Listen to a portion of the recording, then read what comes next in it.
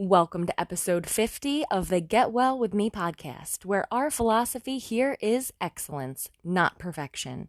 I'm your host, Adrienne, and you can find more of my content over on my website at adriennehart.com. Together, we explore the healing powers of our unconscious mind while leaning towards a more healthy lifestyle. We're embracing the idea that happiness is homemade and our life is only as good as our mindset. Please subscribe to this channel on iTunes, Google Play, Castbox, YouTube, Spotify, Amazon, or wherever you're doing your listening these days. All right, let's get into this episode. So I promised you we would go over Dr. Sarno's daily study program, just his kind of homework for feeling better. And before we do that, there's one more concept that I want to make sure we don't miss. And it's the concept of the child primitive.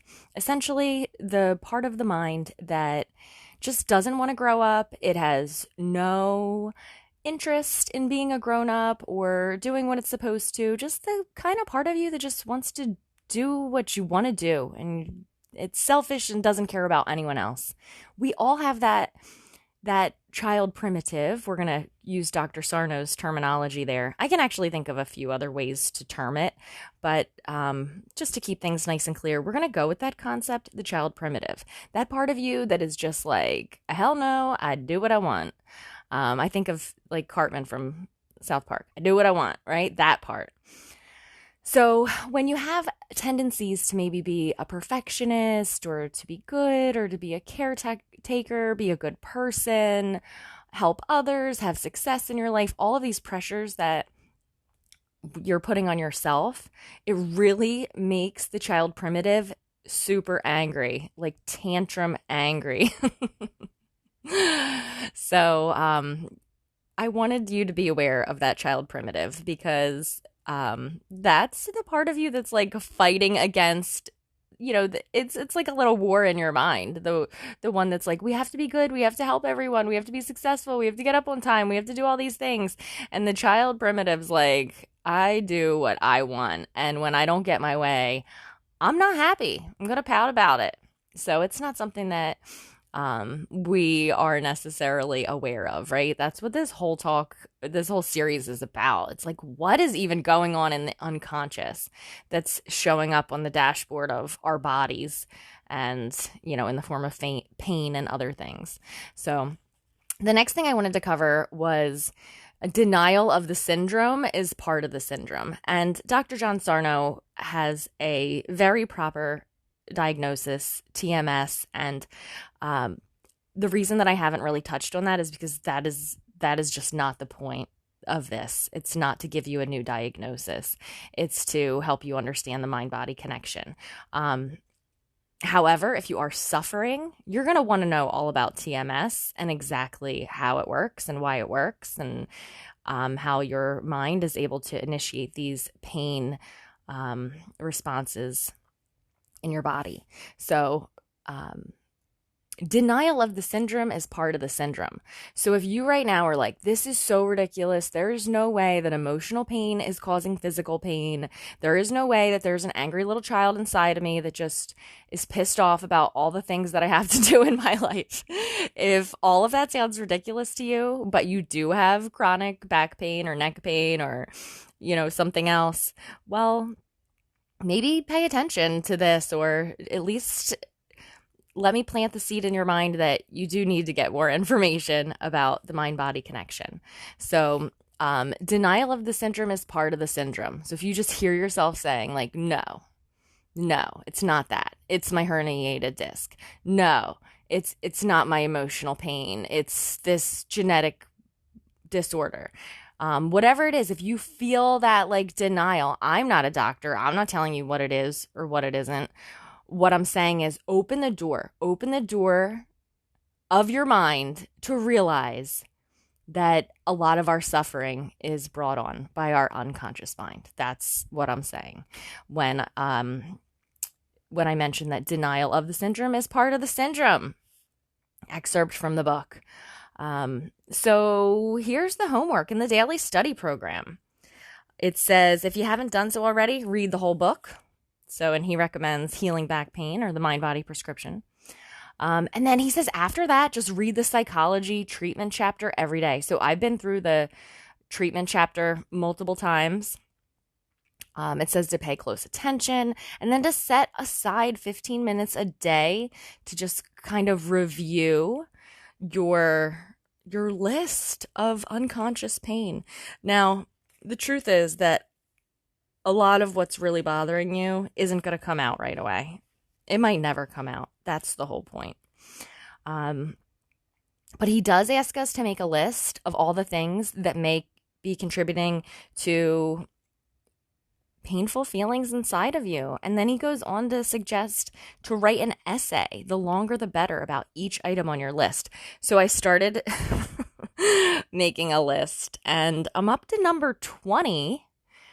And in no way do I have any desire to write an essay about these things. So I'll be honest with you, that's not going to happen. But he does go on to say that people who have TMS, they have certain personality traits. So tell me if you identify with some of these. You expect a great deal of yourself. You drive yourself to be perfect, to achieve, to succeed. You're your own worst critic. You're very conscientious. You sensitive to criticism, deep down feelings of inferiority. These are all kind of attributes that really make us very angry inside. And additionally, a strong need to please people. You want people to like you. You tend to be very helpful to everyone and anyone. You're the caretaker type. You're always worrying about your family and friends, your relatives. And that can also make you furious inside, like I just described about the child primitive. It even says here, the child in our unconscious doesn't care about anyone but itself, but it gets really angry about the pressures to be perfect and to be good. A subtle but important source of inner anger, I'm reading this from letter D of the treatment section, is the fact that you're getting old, right? Like inside, we might act like we're being graceful about it, or maybe we might even be a little distasteful about it. But just a lot of inner anger comes from the fact that we're getting old and that we know that we're mortal. And it really pisses us off inside. We get really angry about that. That anger may never come to the surface, but I see what Dr. Sarno is saying. He says, consciously, we rationalize, but unconsciously, we're enraged. So close personal relationships, no matter how good they are often the source of unconscious anger. Because, and as we mentioned in just our previous episode, it's really hard to be angry at a parent. Like you feel like you're not supposed to. You feel like you're not supposed to be mad at your spouse. And you particularly feel like you shouldn't be mad or frustrated at your child, right? So we kind of like keep it together, so to speak, on the outside. But like deep down, we're really pissed. Right?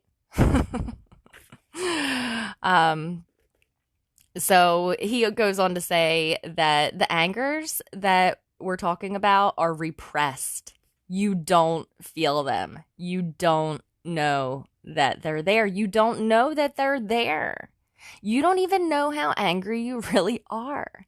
It's inside, and your unconscious mind has decided that we're just going to keep it there because that's the safest place for it.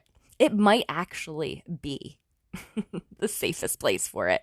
It's a matter of when we're not acknowledging it, that our body now needs this distraction, right? It doesn't want us to even acknowledge it, doesn't want it to even pop up into our conscious thoughts, let alone be expressed in another way that would, our unconscious feels like if it comes out, it's going to destroy the life that we've built.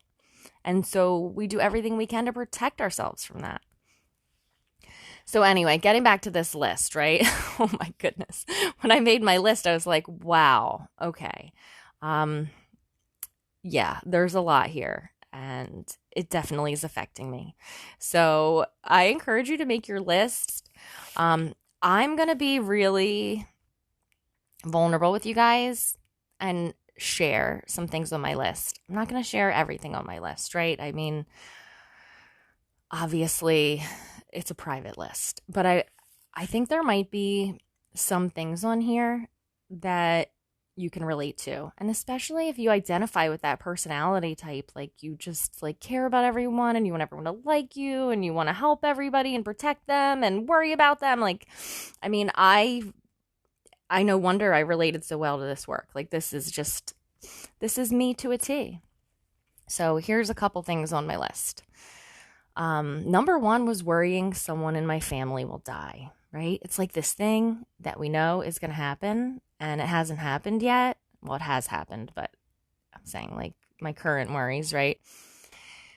And it's true. Like I am actually, when I think about it, like that does bother me. I am pissed that people I love are not going to be with me, or the flip side of that I would die first and that like people who need me, I wouldn't be there for. I can almost break into tears. Like this is not a thing when people are like, what's bothering you? Like, I don't know. I'm afraid somebody might die. Yeah. Well, that's like a harsh reality that maybe we're all in denial about. Okay, here's another one. Worried about what's going to happen to people I love in eternity. So, when I was really little, I was on the school bus and I was told, that I was going to go to hell because I wasn't baptized or something like that. So, I was worried about that. And then I was worried about my brothers and sisters. And I think that for many of my living years, I had a deep sense of fear about not just people dying, but like what's going to happen to them after. Maybe that one really hits home for you. Maybe it's something you don't allow yourself to think about, or maybe it's something you've spent a lot of time thinking about. And it's certainly something that you can reconcile with your faith. I just, that's a deep one. Worried I won't be successful, worried that I'm not going to make a permanent impact. But I think that we sometimes have this feeling like we're supposed to make a difference. I feel that I'm supposed to make a difference, right? I don't think that that's just like something special that, was put in me. I feel like we all have this kind of sense that we're supposed to like leave this legacy, and we don't know really what that permanent impact looks like. And like, is my life what is it amounting to? Is it gonna even matter when I do die, right? Like those kinds of thoughts. Another one was like deep down, like worried like that I'll start to look old. Worried that I'll lose my worth. I'm just being really honest with you guys because I'm all about like believing that I feel good and I look good and that I'm anti-aging. But like deep down, right? I'm worried about it. I do a lot of things to kind of like stave off the aging process. I'm not saying that that's wrong. I'm just saying it's inside and it's a yucky feeling, right? One that I try not to think about, or that I feel like that I shouldn't feel that way because I am into health and wellness. See, like all these things like that we're thinking that we feel that we're not supposed to. Here's another one, a deep sense of guilt for not keeping in touch with my friends better. Yo, I know you guys have that one too. There's like people that mean so much to us. They're like a part of our heart and we haven't talked to them in days, weeks, months, years sometimes. Here's another one. Feeling that I'll be judged or misunderstood for sharing what I know and what I'm learning about the unconscious mind. It was like a big deal for me. I'm like, oh man, if people know I study hypnosis and neurolinguistic programming, they're just going to think that I'm woo-woo or that I'm out there or that I don't have faith. Like that was another interesting thing that came up, like that I'll be misunderstood. Oh gosh, you can just like, I can feel, I can't believe I'm really sharing these things with you guys, but I am, because if you're listening, I'm hoping that you're going to benefit from it. And if you're not listening, it doesn't matter because you're not listening. Another thing I tell myself. Here's another one.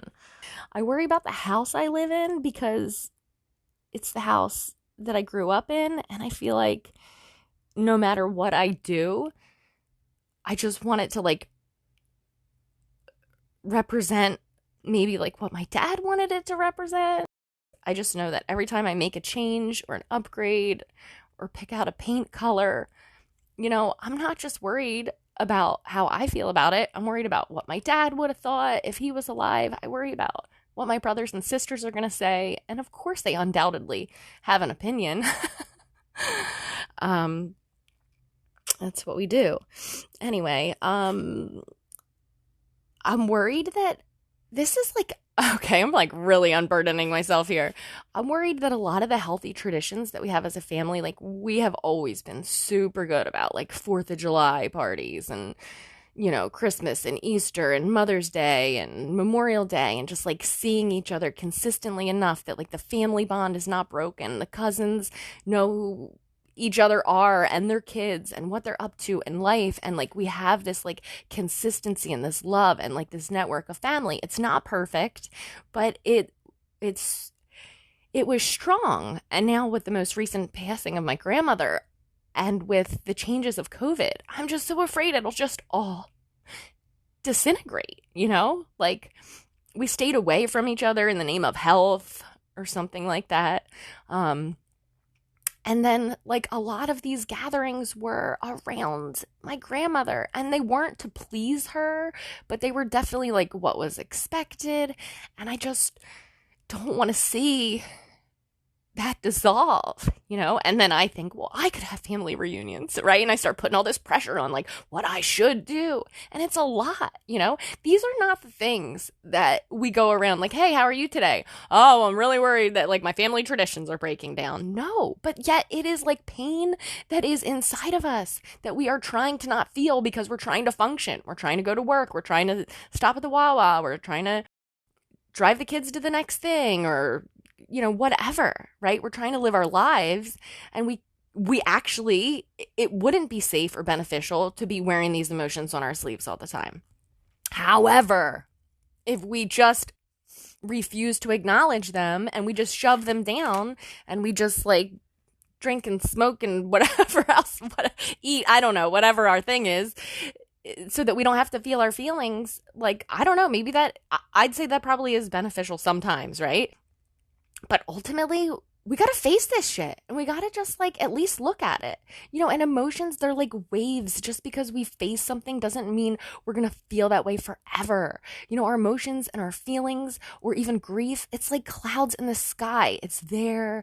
It passes by. We can look at it. We can acknowledge it. We can even label it or diagnose it, and then we can let it pass by. But I can tell you that I pumped out over 20 things on this list, and I have not shared them all with you. It's a lot.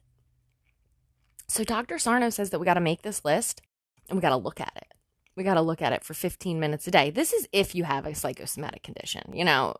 Maybe you are perfect and nothing's bothering you, and you have no pain, and you're perfectly healthy. And I really hope that that's true, because that's legitimately what the Get Well podcast is about. It's about believing that it is possible. It's about believing that health is the default state. It's about believing that if we acknowledge the mind and body and spirit all together, that we can heal, that we can get better, that we can live our best life. And to empower you with the tools, something Dr. John Sarno says. He says that the unconscious mind, it needs to be something that we learn about in school.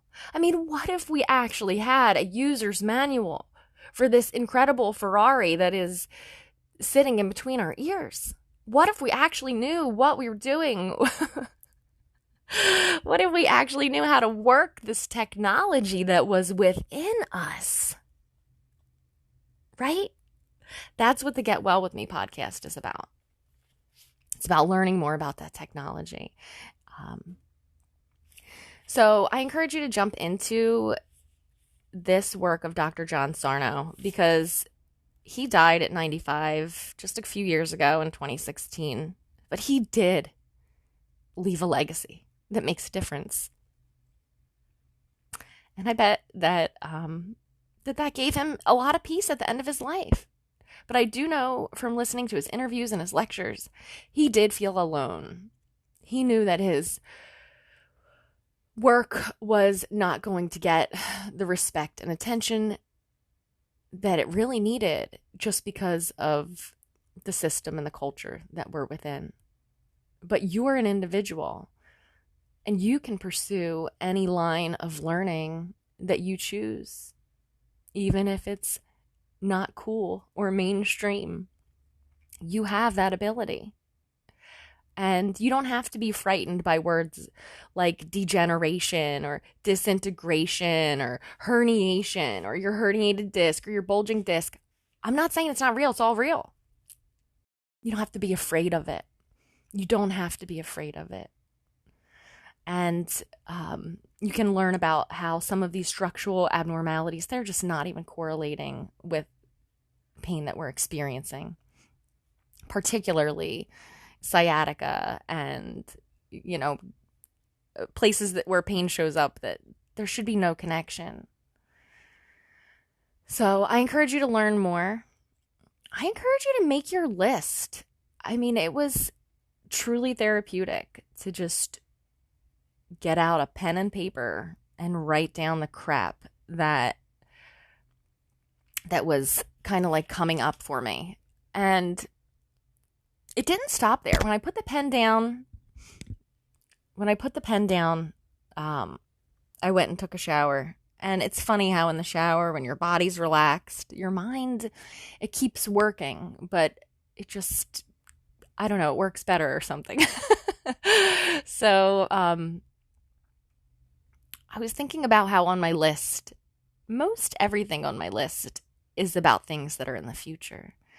And I thought, well, that's interesting. How come, nothing from the past really came up, right? And Dr. John Sarno says that, look at me looking for my notes again. Here it is.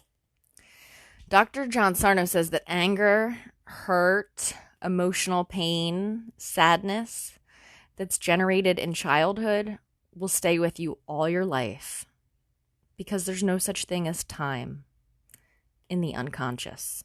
Feelings experienced in the unconscious at any time in a person's life, including childhood, they're permanent. So when I first heard him say this, in one of his lectures,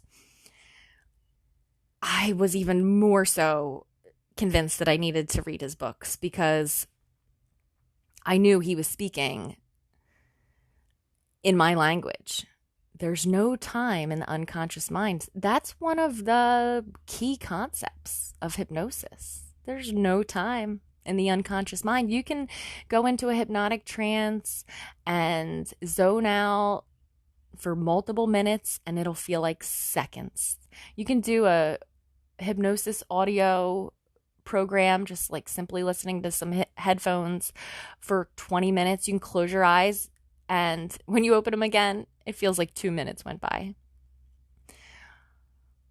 Or how about this? Go to sleep at night. You open your eyes in the morning. It doesn't really seem like you've been laying there for 8 hours, does it? So that's the thing with the unconscious. There's no time there. There's a mind-blowing thought that I can leave you with to close this episode. There's so much to learn about the unconscious mind, and that's just one of the things, that there's no time there. So we need to make space for our feelings, and I encourage you to make that list and look at it, and maybe keep it somewhere that you can keep looking at it. You don't have to be afraid of your body. You don't have to be afraid of the diagnosis of your doctor. You don't have to be afraid that your body's messing up. It's always on your side. It wants to keep you here. It's its only job. So really, our unconscious, it's doing an amazing job. Your body's doing an amazing job of healing you and keeping you alive. It doesn't mess up. If you're having symptoms, it's because it's trying to get your attention. So I have so much love in my heart for you today, and I am sending it out to you who's listening right now. You're my people. So until next time, much love. This episode was brought to you by Uncommon Knowledge Hypnosis Downloads. My closest friends know that I have a secret weapon for getting what I want, and it's hypnosis audio programs. When I discovered the power of hypnosis recordings more than 20 years ago, they were on cassette tape and I had to flip them over halfway through. So thankfully in 2021, it's as simple as clicking play and closing my eyes. Modern technology. Falling asleep at night to a hypnosis program playing in my ears has not only been the key to drifting off easily, but to waking up more rejuvenated. And no doubt it's by far the fastest way to make any lasting changes in my life.